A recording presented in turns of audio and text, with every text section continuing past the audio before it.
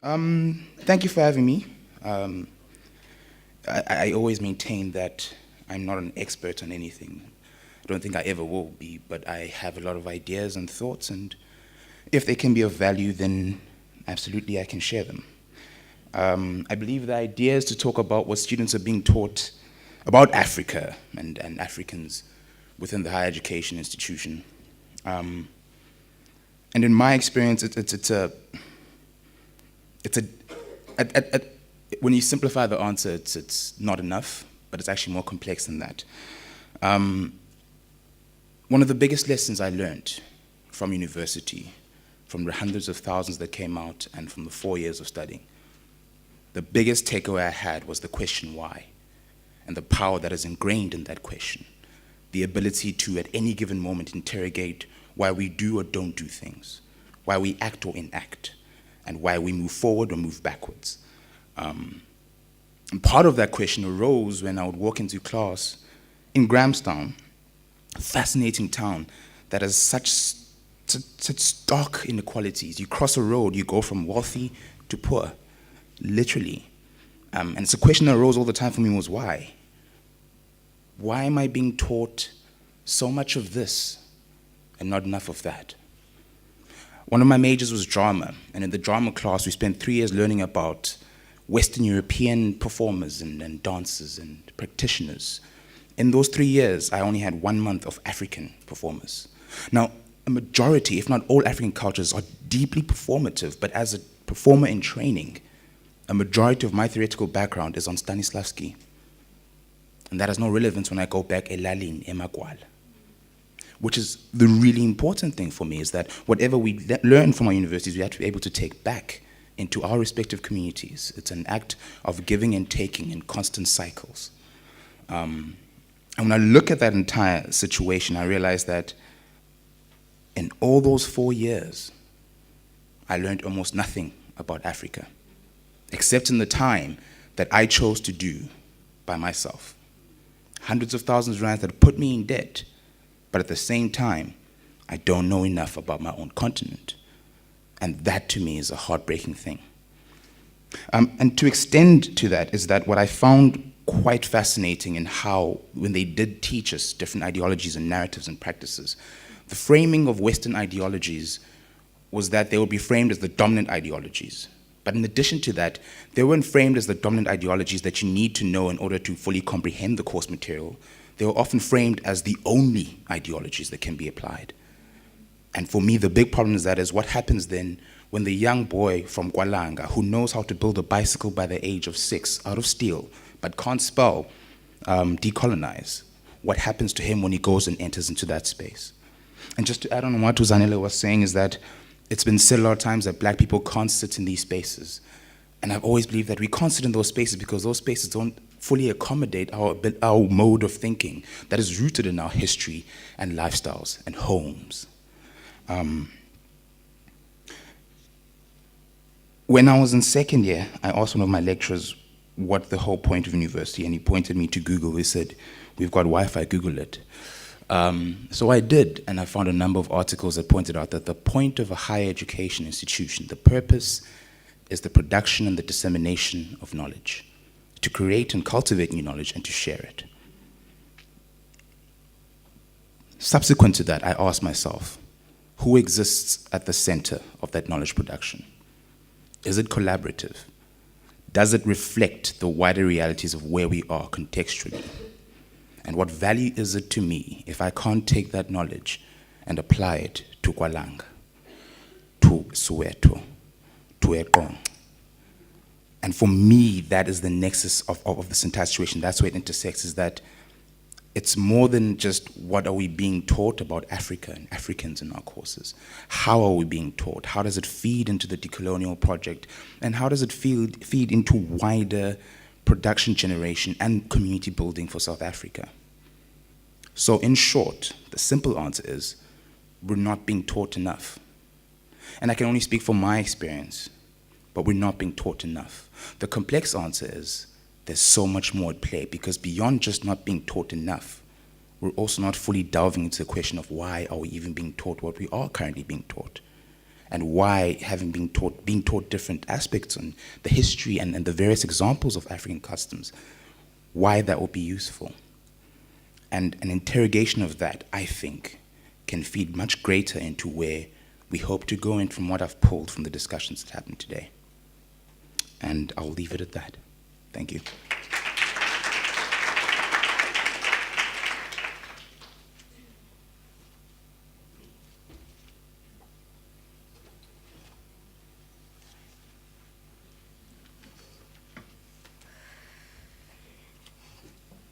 Good afternoon.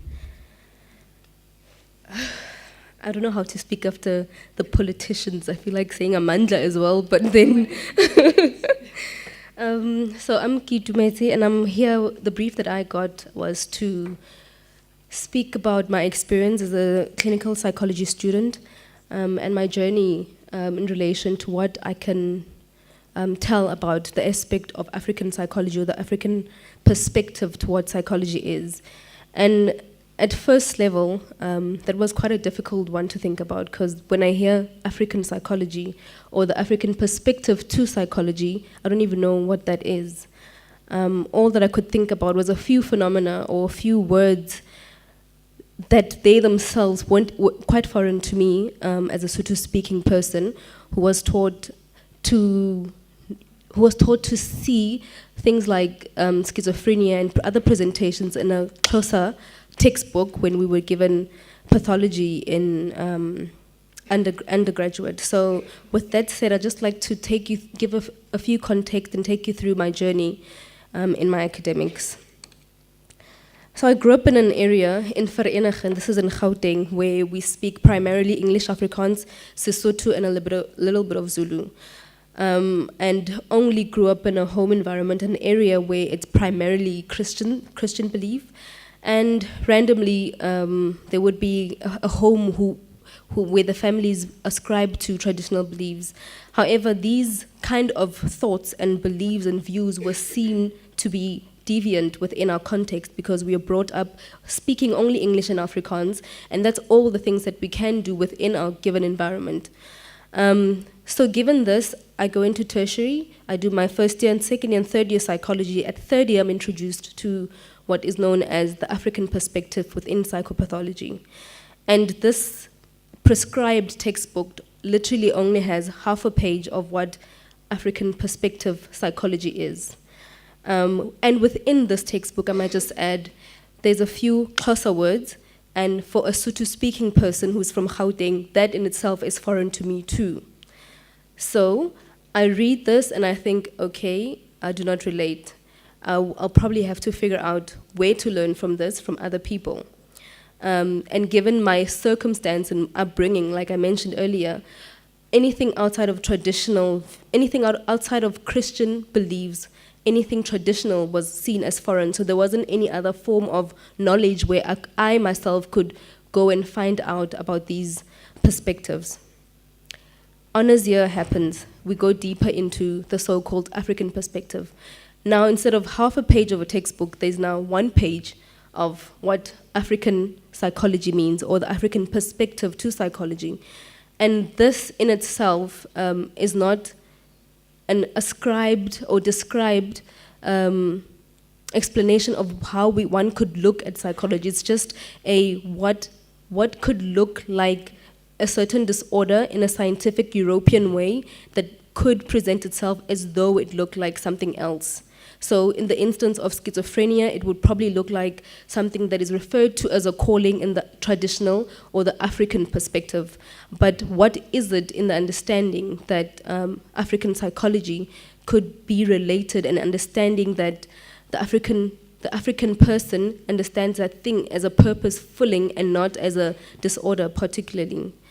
So now at master's level, we're not particularly given that view either of what actually African psychology is. And I'm standing here feeling very much like how my fellows here have spoken about decolonizing the mind, and thinking how that would actually have to begin with me as well, because I myself do not have a clue of what African psychology would mean. And when we go into practicals and we go into internships and having to work in hospitals where people are presenting and understanding their presentations traditionally, what is my role as a black South African who has been trained clinically? What is my role in intervening with the patient that I will be seeing? And with that, I would like to say gatherings like this are very helpful in the sense that we can see and gather collectively what we can do in enlarging the knowledge that is out there in the African perspective and putting it out there in the books so that other people can learn about it and they implement it in the curriculum. Thank you.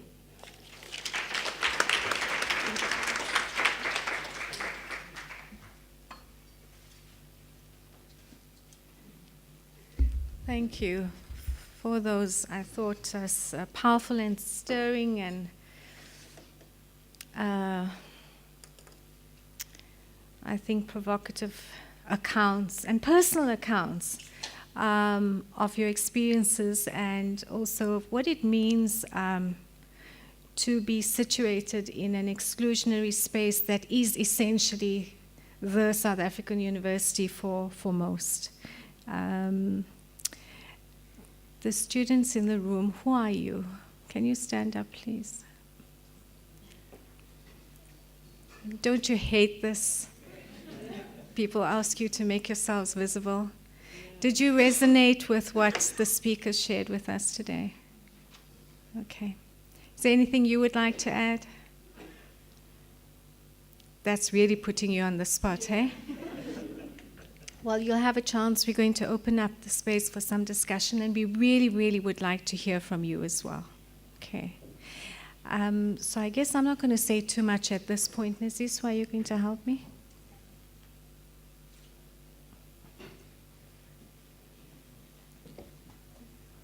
Should we take some? Yes, I would like to take some questions before we have Sandy come on. Is that all right with you, Sandy? Okay, we have some time, so we're good with that. So about that disruption that we were going to do in this session. Any questions or comments? Ronelle, I just know that you want to say something.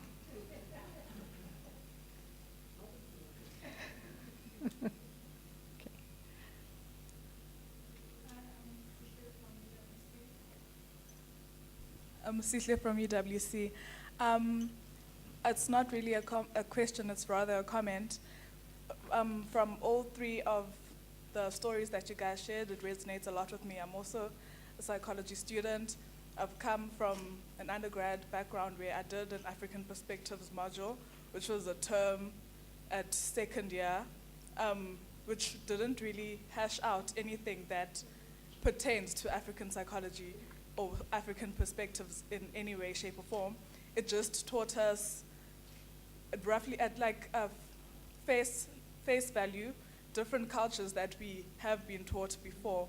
So the stories you guys shared resonate, I think, with a lot of us, and thank you for being so open about your experiences.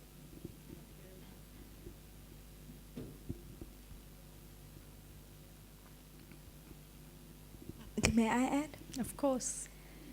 I'm a PhD student, and I finished my master's at UWC in, I think 2009 or 2010. And I was taught by Umesh, Kupano Ratele, Rashid Ahmed was my supervisor then. And when I'm asked why this, I keep on saying it was in my third year. And I case I'm done, and it painted black females, Xhosa ones especially, from the Eastern Cape as very careless, loose, people that had sex anyhow. And I looked at myself and I was like, I'm not that. And I looked at my circle, I was like, they're not that. They don't have any kids, in fact. And I thought to myself that this is actually not right. It's incorrect, it's wrong. And that's when I said to myself that there's something wrong about the person that wrote this. At that time, I had no idea how the research is done. I had no idea about data collection and frameworks and themes and all of those kinds of things. All I knew was that this is not right. Fast forward. Decolonization conference last year. Having spoken about my work already and my PhD had ideas, I then sat into a session and Shose spoke there. And she spoke about the experiences of Black academics, how she experienced them to feel, and what they had been through there. And I was like, okay, this is it. Then spoke to in May also, and I was like, okay, this is it. And the fact was that how, for me, how African people are represented and taught are not the way in which their lives are. That's one. And two, I told him that I can't apply psychology at home. I have a mother, I can't help her. I have a father, I can't help her. A granny, I cannot help her. When I'm home, I am not Neziswa anymore. I don't even speak Xhosa. I cannot explain what I was taught with their money. And that was an issue. So with them, I completely understand it. And I think our teachers must also speak how they feel about teaching us, how they felt when they taught us. Do you believe that what you taught us is valuable? Do you think that what you taught us is what you were told to teach us? So I think maybe it's a two-way street. How do they feel about what they taught us is what I would like to hear. Thanks, Neziswa. And there are definitely a few people who would like to respond to that challenge and that question. Let's start with you, Zaleka. Maybe we can take about 3 and come back to you then. So Kopano. Okay. We'll take 4. Thank you. Thank you guys for these talks. One of the comments that was made here made me think about how far this decolonization of the minds needs to start. You look to the left, look to the right. Even our interpretation of that is formed by the colonization of our minds. I went to Rhodes University. I studied chemistry. First year chemistry, I think at the time, had maybe about 200 students in the class, vying for how many spaces in the second year? Maybe 50. I wanted to do biochemistry. Biochemistry, I think in the second year, there were maybe 40 or so spaces. Not everyone, if all 200 pass, there aren't enough spaces for all of those. This is chemistry class at Rhodes University in 1990, I'm about to reveal my age, in 1993. It's full of white kids. Look to the left, look to the right. I experienced that. But my interpretation of that, I suppose because the class wasn't full of people like me, it just meant you just have to work hard. You just have to make sure you get into, you at least position yourself to get into that. That's, and I mean, it's not as simple as that, I understand. But what I'm trying to get to is that I was sitting, obviously it's my first year, I come from a township school. Obviously I'm sitting next to people that look like me. So I also had to look to the left, look to the right. But I think we need to, what the point I wanted to make is that really we need to think about where this decolonization of the mind needs to start. Because some of the interpretations, Prof. Ratele said something earlier in his introduction about in the space of research, the issue of rejection. People apply for funding, they get rejected all the time, regardless of the race. But how our minds are colonized sometimes influences our interpretation. So, thank you. I think I'm speaking from two positionalities, both as a student as well as a lecturer at Stellenbosch University.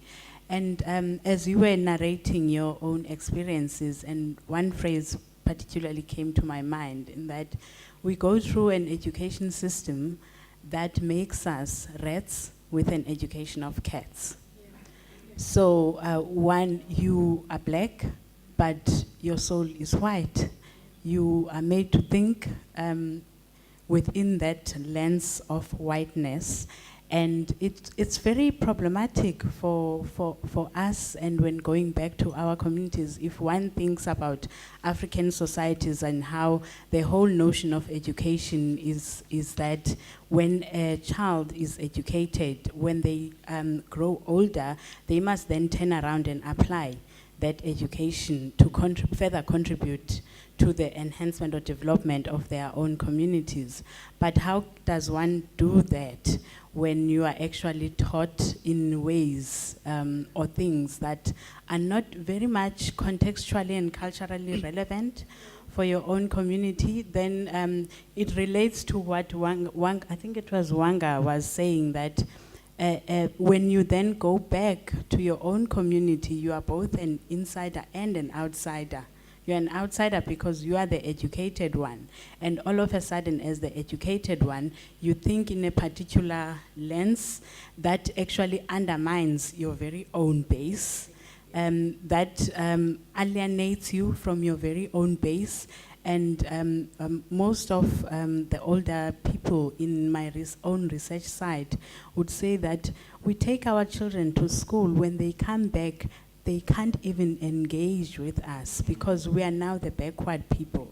We are the ones who do not know anything, which contradicts the whole way of being within African societies, where the older people are actually the custodians of knowledges, and how one actually doesn't separate the knower and what is known, and the know-how and all those. So it's that, but I think it's a challenge for both students. It's a challenge for the lecturers or teachers as well, because every day we are all going through an epistemological movement whereby we are crossing borders all the time. You are in a different border when you are at school, you are in a different border when you are at home, because you are stuck in between two systems or knowledge systems that do not nurture one another. So it's really a struggle for lecturers as well. I'm speaking now as a lecturer, and I think it haunts me as well. I mean, thinking about my own students, and I sometimes wonder, where are my students? Where are they now? And it's very nice to see your students internationally sought, but are they sought in their own backyards? And in most cases, it's not. So how am I then different? Have I not then also contributed in producing more slaves? Or am I also not the oppressor in such a case? So it's a very uncomfortable space to be in, both as a student and also as a lecturer. Thank you.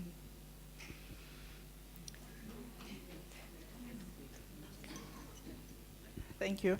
I think I am going to respond to what Neziswa spoke about, because I really like what she's asking, when she's asking us to start reflecting on what is it that we are teaching, and why are we teaching what we are teaching.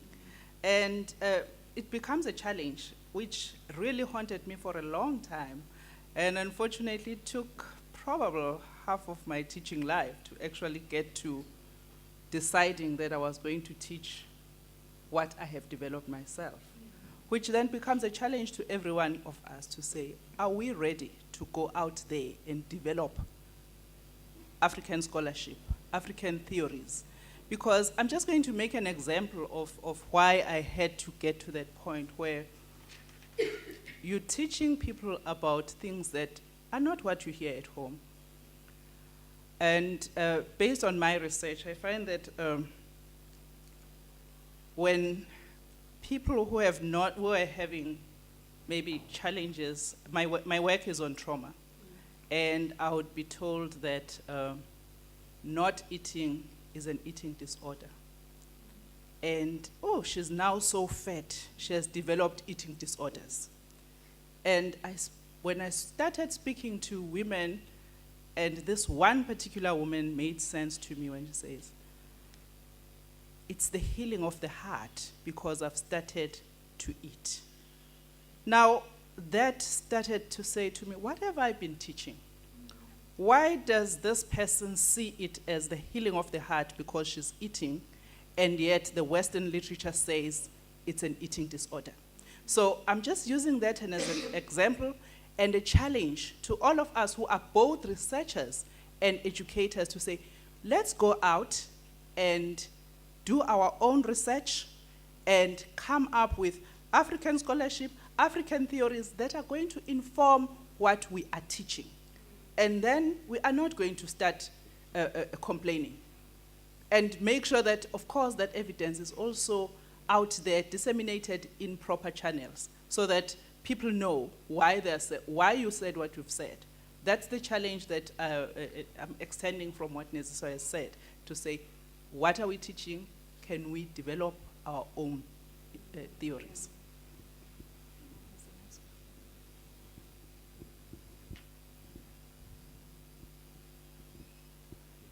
Quickly, direct questions, and then maybe a comment. But the questions are, Keitumetse, do you know the text that had half a page of African perspectives? Sorry? Do you have the name of the text there, the book, the authors in the book? Because it'd be. I can't think of it now. But all right, you can. Yes, Well, that's the first. Well, please. And the second bit is a more complex to Zanele, by the way. Simon is a Kenyan and quite a well-known English scholar. Teaches now is at Princeton. Ato K or Kaysen is a Ghanaian. And teaches now, I think, he's got a prestigious professorship, so teaches English in Canada. Now, the complex question is this, and I understand completely what you're talking about, and it worries me that the largest Sepedi department in the world is in Germany, by the way. Is in Germany. They have the most library of Sepedi texts from a long time ago, so I know all of that. But the complex question is this, and perhaps it goes to this, to the comment. The comment is the work of decolonizing is huge. I mean, it's such a huge. Just hearing about how our own participation in teaching students what we were taught, and just continuing this, reproducing coloniality. Basically, it's such a hard thing to get out of. So you're taught a certain way. This is what Freud says. This is CBT. If you're and you teach that, and then you get into class, you're a professor. You just teach that. And instead of doing what Sinekuku is doing. So the question is, how do you reason out that for me? About, yes, there are the Simon, there's Ato, and there are other people who are teaching French, or heads of department of French who look like you and I. Yeah. How do you think about that? What's happening right there? Contrast to what you were saying, that, how do you put it? Africans, so this, as my son would say, these pale people who are in charge of Sepedi or Xhosa or Sesotho. So it means a complexity, right? And it convinces me discussions around decolonization are even more urgent. And so I want to hear from you. I don't know. Yeah, that's what you just said is, for me, it's difficult because the people that you just mentioned, I have no idea who they are. And it saddens me as a person because I feel like then our system is failing us. And I think for me, I think the education, in terms of university, it needs to start further down in order for it to have an effect. So if we're starting in our schools, primary, high schools, where we learn of of people that do exist, that look like me, I think it then influences how we would get in terms of curriculum reforms and so forth. So how I'm thinking now is, it's true, decolonizing the mind and the education requires a lot of work. Because for me, now I'm thinking it's language, it's how you relate to people, it's background, social ills, societies that we come from, that we go into. So I'm not quite sure how to answer that. It's just the feeling of you having to ask that question. For me, it's like you've made me think. And you've made me realize that, okay, it is possible. We need to start somewhere. Because I think for a long time it's been erased. And I think what makes us angry as young people is the fact that we feel erased. We're not saying we want to erase the history of other nations or for white people. No, I don't think we want to erase them. We are saying we need a space where we can articulate or understand or see ourselves in those spaces together, where you come with the idea. Just for example, that is, I remember in my 4th year we were taught about the hammer. It sounds weird in psychology. And the hammer and the hand. And a lot of students didn't understand what the hammer and the hand was, because they asked the question, where does the knowledge reside, in the hammer or in the hand? So a lot of students failed. And I remember there was a protest, purely because, firstly, we could not afford to fail. We can't afford to fail as black people. We've got families to feed. You can't afford to fail. So I was ready to say, Zanele, like, we're not understanding the knowledge of who has the what. So literally we did the whole protest, and I remember sitting in those discussions and I was like, but what's the point of the hammer and the hand? Like, what are you trying to teach us? Because people are not understanding. In the teaching, in the classroom, we won't be teaching those hammer hands knowledge, you know? And in those classrooms, we are faced with students that we need to empower, which touches on what the lady said, on what are we teaching? What are you teaching us? That's why I feel like I've left the teaching profession just for a while, because I cannot stand being in a class where I know for a fact I am teaching kids how to be employees, to be employed in ShopRite, to be employed in certain spaces, because I know our system is not designed for them to excel, purely because we do not know the Canadian person, like you mentioned, or the Ghanaian intellect, because immediately once you can see someone who looks like you, who's excelled or thinks in a certain way, you start thinking yourself, okay, I can do this. When I see Dr. Kopan, I'm thinking, okay, my son. You know, I see ladies sitting, I'm like, okay, that's my mom. And I feel like that's how it's failed. And it needs to start, the narrative needs to start with curriculum. For me, it's curriculum. What you teach those kids every single day is what they start to think and say. So thanks for that question. I hope I had covered it. I feel like I'm everywhere with it, but it made me think, in actual fact. Thanks. Hold on to that, Mike. Unfortunately, we're going to have to wrap this up, which I'm very, I'm really sad it feels premature that we're shutting down an important conversation, but we have to make time for Sandy. Before we close, though, our speakers are going to tell us what they think is the challenge to lecturers, researchers, and other students by way of closing. And so we'd like to hear from you, keeping in mind what other people have said about truly, frankly, and critically evaluating what we teach, how we teach it, why we're teaching it, and the epistemic disconnects that many people talked about that just increase the sense of alienation that we feel in different spaces, not just the formal university space.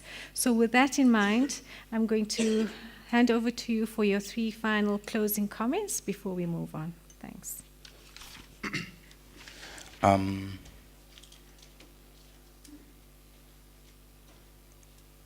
Okay.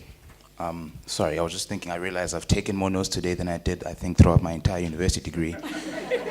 So thank you. It's greatly appreciated. This might seem like a a bit of a cliche, but I've always thought that cliches are cliches because they often make the most sense. I think there is a need to perhaps return back to, or actually just reinvigorate a sense of listening to understand, not to respond, not to reply, but to understand. And I think that sort of, it's very broad, but it sort of touches on so many different complexities. The thing about learning is that it sparks within us a sense of curiosity. And I think it was one girl said something quite wonderful today that I really appreciate, is that however interesting something may be, never let it compromise on the human dignity of another person. And our sense of curiosity must never then compromise the humanity of us as people and of the people that we're working with. And for me, it's really exciting being a former student, talking to people who have titles before their names, because I never felt like I could have a dialogue with people who are my professors. There's this inherent hierarchy in place because they stand in front of lecterns and I sit and take notes, and then they tell me to write this very structured answer in a very structured amount of time, and then I pass. But I never felt like I understood much because I was just writing to pass. So for me, the real challenge then is to listen, to understand. And that extends not only to teachers and researchers, but to students, because oftentimes when you're young, you tend to think you know too much.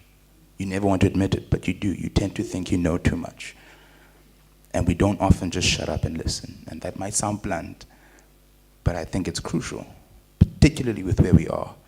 You don't get to make sense of a mess if you can't hear through the noise. And that is crucial. Okay, so for me, I've literally highlighted them as the lecturer, researcher, and students. And I think for a while, for me, lecturers represented extremely arrogant people who used jargon to confuse me, and obviously to stop me from talking. Because I know medics always do it, and accountants, in order to validate their existence or the fact that they are better than you, then they start confusing you with the language. So for me, I feel like lecturers need to start, we go back to basics. You need to communicate in a way that I can hear what you're saying. And if you're not making sense to me, then don't go into jargon, because it's not going to assist either. And with the researchers, I feel like our researchers are doing a very important work. But however, specifically to white, I think funders or people that actually tell you to go do research, I feel like they need to stop using me or us as entry points to our own people.